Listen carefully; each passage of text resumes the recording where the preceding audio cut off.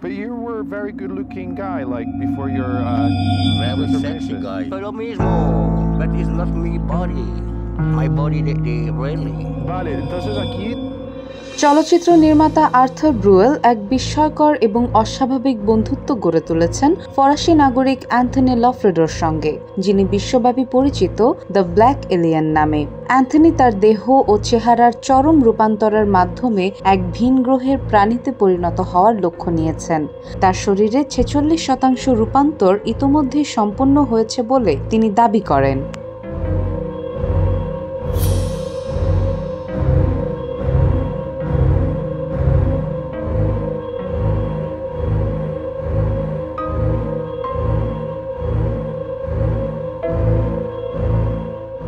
এখন পর্যন্ত অ্যান্থনি তার নাক, উভয় কান এবং 2টি আঙুল অপসারণ করেছেন। পুরো শরীরে কালো কালি দিয়ে ট্যাটু করা হয়েছে, এমনকি চোখের মণিও রঙিন করে ফেলা হয়েছে। চোয়ালের গঠন বদলানো হয়েছে, মাথার গঠন বিকৃত করা হয়েছে সিলিকন ইমপ্ল্যান্টের মাধ্যমে। তিনি বলেন, আমার এই রূপান্তর শিল্পের অংশ, নিজেকে খুঁজে পাওয়ার একমাত্র পথ।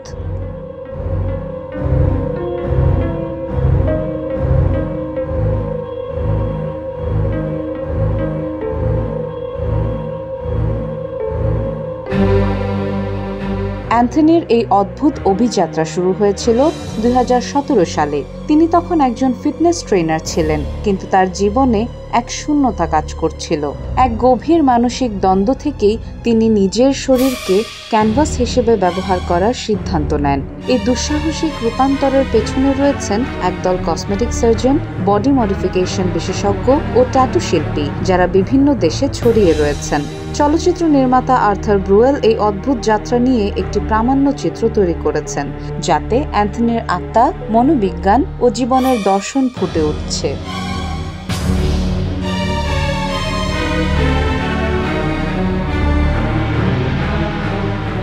আর্থার বলেন, মানুষের স্বাভাবিকতার সীমা কোথায় শেষ হয় এবং স্বাধীনতার শুরু হয়, এই প্রশ্নের উত্তর খুঁজতেই আমি অ্যান্থনির গল্প তুলে ধরছি। অ্যান্থনি এখন পরিকল্পনা করছেন একটি লেগ অ্যাম্প্লিফায়ার অপারেশন, যা তার রূপান্তরের পরবর্তী ধাপ। যদিও অনেকেই তাকে উন্মাদ বলে অভিহিত করেছেন, তবু অ্যান্থনির অনুসরণকারীর সংখ্যা কম নয়।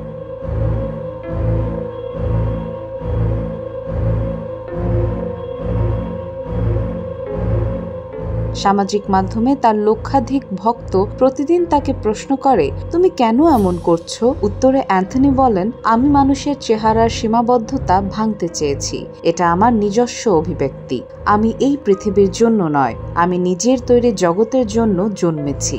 এই অদ্ভুত অথচ মন্ত্রমুগ্ধকর যাত্রা এখন শুধু একটি দেহের নয়, একটি শিল্প ও সমাজের দৃষ্টিভঙ্গির চ্যালেঞ্জ হয়ে দাঁড়িয়েছে।